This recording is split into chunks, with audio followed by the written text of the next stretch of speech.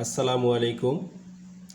সুপ্রিয় শিক্ষার্থী, সবাইকে আন্তরিক শুভেচ্ছা ও অভিনন্দন। আজকে তোমাদের অষ্টম অধ্যায় উপপাদ্য 17 প্রশ্নটা ছিল বৃত্তের কেন্দ্র ও ব্যাস ভিন্ন কোনো জ্যা এর মধ্যবর্তীর সংযোজক রেখাংশ ওই জ্যায়ের উপর লম্ব।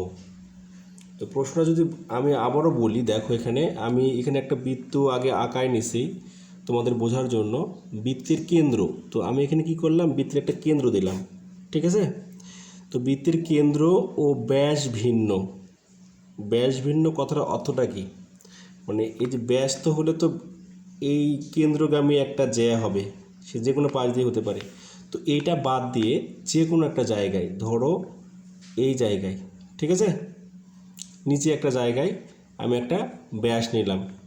তো এটাই বলতেছে বৃত্তের কেন্দ্র ও ব্যাস ভিন্ন কোনো জ্যা এর মধ্যবর্তী, মানে মধ্যবর্তী মানে হলো এই জ্যা এর ঠিক মাঝখানে এই পাশ এবং এই পাশ সমান হবে, ঠিক আছে।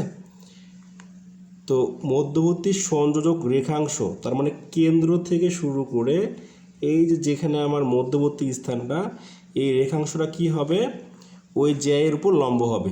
আমি ধরো এখানে একটা জ্যা নিলাম যার নাম হচ্ছে এ এবং বি, ওকে।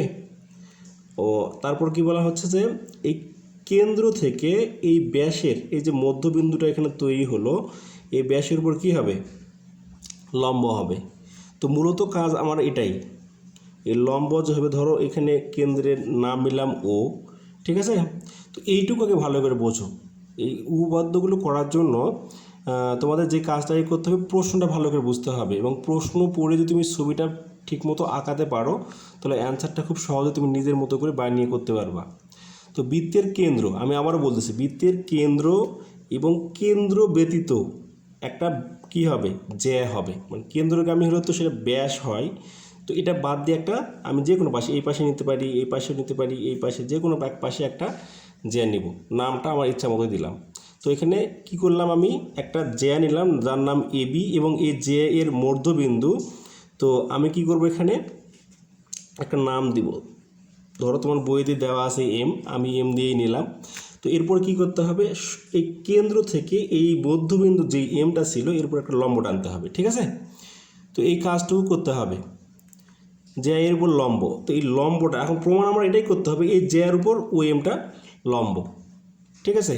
তো এখন আমার এই প্রমাণটা করার আগে আমাকে যে কাজটা করতে হবে, যে এর কিছু কথা, হ্যাঁ, আমি প্রশ্নটার আলোকে লিখছি, দেখো বিশেষ নির্বাচন, নির্বাচন আমরা লিখব না, এখানে নির্বাচন কথাটা লিখব। তো কী লিখব, মনে করি ও কেন্দ্র বিশিষ্ট বৃত্ত, ওই যে কথাগুলো দেখো, একটা বৃত্ত, তো বৃত্তটা কেন্দ্র কী ছিল, ও ছিল, ঠিক আছে। ও কেন্দ্র বিশিষ্ট বৃত্তে বিশিষ্ট এবিসি বৃত্তে, এবি তো আছে এখানে, আমি উপরে একটা জায়গাতে এখানে ধরো সি দিলাম, ঠিক আছে। তাহলে কি হলো, এ বি সি একটা বৃত্ত, এই বৃত্তের ব্যাস ভিন্ন, ভিন্ন মানে আলাদা, আলাদা ব্যাসটা কি, এখানে জ্যাটা কি, এখানে এবি, এমন একটি জ্যা এবি এবং জ্যা এর মধ্যবিন্দু এম। আমি এর আগেই বলে দিয়েছি, এই যে জ্যাটা আছে এর মধ্যবিন্দু কি, এম, ঠিক আছে।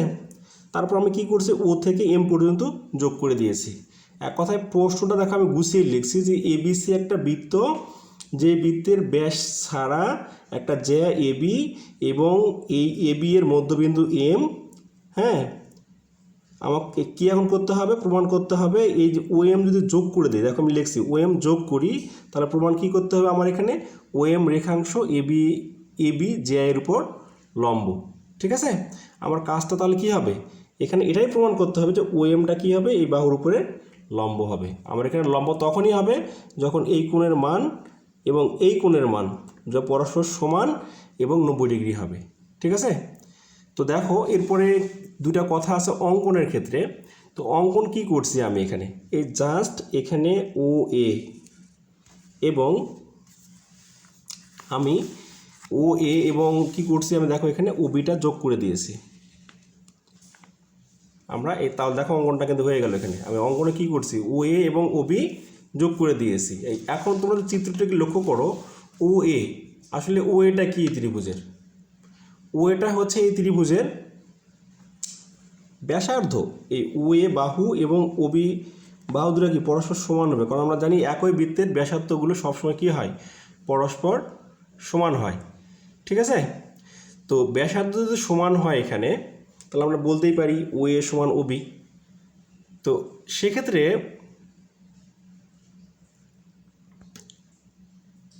আমরা এখন দেখো যদি প্রমাণে আমরা আসি, হ্যাঁ, তো প্রমাণের ক্ষেত্রে আমি যে কাজটা করব, আমার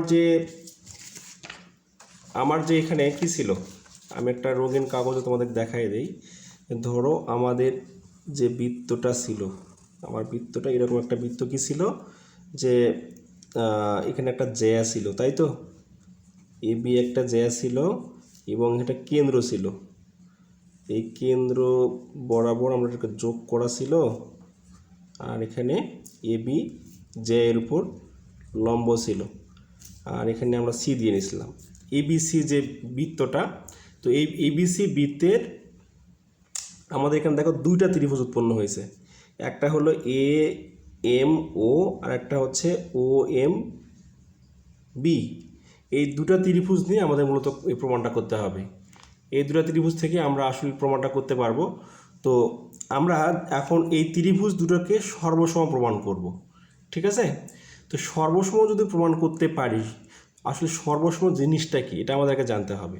সর্বসম বিষয়টা হলো যে দেখো আমরা ওই পাশে যে দুটো ত্রিভুজ দেখালাম এখানে, এই ত্রিভুজ একটা হচ্ছে এ এম ও আর একটা হচ্ছে বি এম ও, এই দুটো ত্রিভুজ মধ্যে তুলনা করা। তো সর্বসম হওয়ার শর্ত মূলত তিনটি।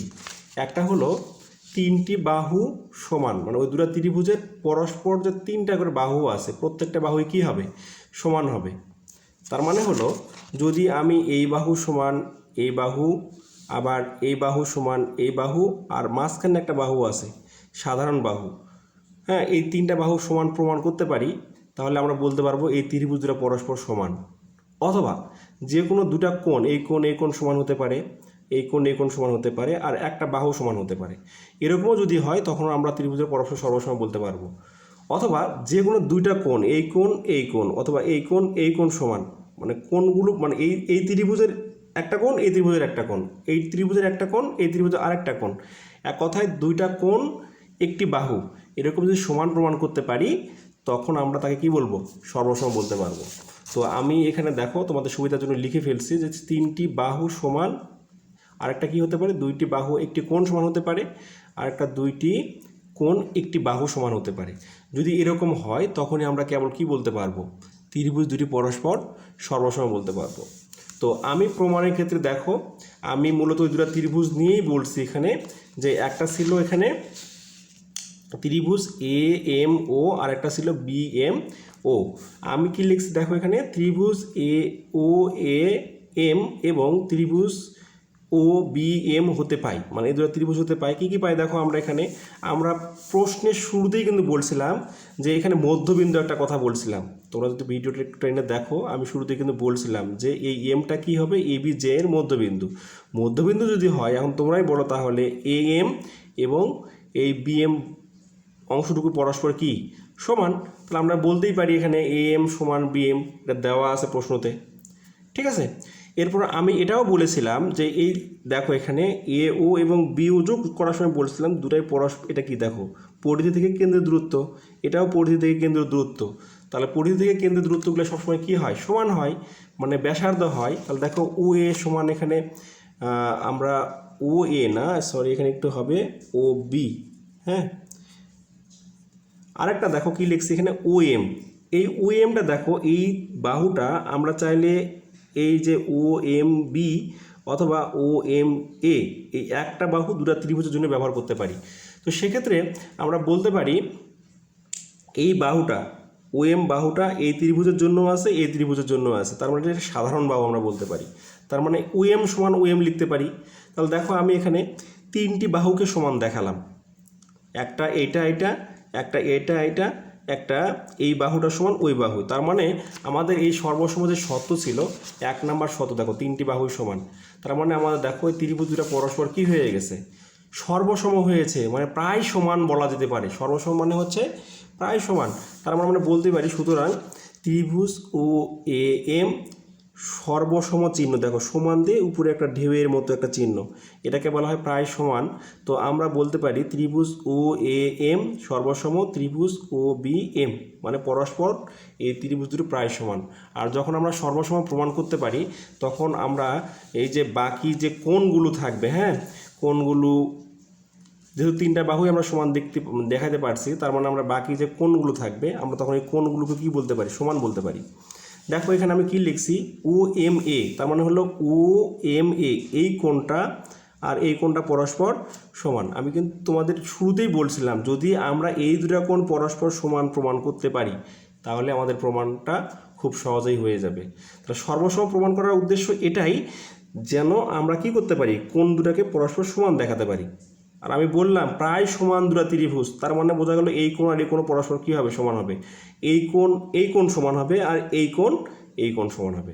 ঠিক আছে, আমরা চাইলে কিন্তু এগুলোও লিখতে পারি, কিন্তু আমার যেহেতু প্রয়োজন এটা নিয়ে কাজ, আমার এই ও এমটা লম্ব প্রমাণ করতে হবে, তাই আমি এখানে বলবো এই কোণ দুটা পরস্পর সমান, ও এম এ এবং বি এম ও। তো এই দুটা কোণ পরস্পর কি সমান দেখাইছে এখানে। ঠিক আছে, আর একটা জিনিস লক্ষ্য করে দেখো, এই দুটা কোণ পরস্পর কি হয়েছে এখানে বলো তো, একটা সরল রেখার দুই পাশে দুটা কোণ না। আর আমরা জানি এক সরল কোণ সমান কি 180 ডিগ্রি। এক সরল কোণ সমান যদি 180 ডিগ্রি হয় আর এদের যদি পরস্পর সমান হয় তাহলে তোমরাই ভাবো সমান মানে কি, 180 2 দিয়ে ভাগ করতে হবে, আর 180 2 দিয়ে ভাগ করলে কত আসবে, 90 ডিগ্রি আসবে। আর যখন 90 ডিগ্রি এই কোণের মান আসবে তখনই কেবল আমরা বলতে পারবো এই রেখাটা এই রেখার উপরে লম্ব। আমি মনে হয় বুঝাতে পারছি তোমাদেরকে। তো আমরা কি বলতে পারবো, যেহেতু পরস্পর ধরে সমান হবে তখনই আমরা বলতে পারবো এই যে ও এম রেখাটি এ বি এর উপরে লম্ব।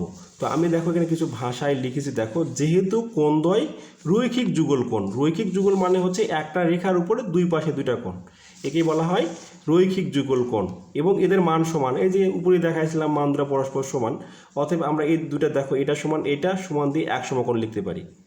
ঠিক আছে, আর অতএব আমরা কী লিখবো তখন, ও এমটা কী হবে, এ বি এর উপরে লম্ব হবে। তো ধন্যবাদ সবাইকে। আমি চেষ্টা করছি তোমাদেরকে সহজভাবে বোঝানোর জন্য, তারপরেও যদি বুঝতে কারো সমস্যা হয় তাহলে অবশ্যই কমেন্টে বলো, ইনশাল্লাহ চেষ্টা করবো আরও সহজ করে বোঝানোর জন্য তোমাদেরকে। ধন্যবাদ সবাইকে। পরবর্তী 18 নম্বর উপপাদ্য ভিডিও দেখার জন্য তোমাদের বলছি, নেক্সট ভিডিওতে পরবর্তী উপপাদ্য দেওয়ার চেষ্টা করব। ধন্যবাদ সবাইকে।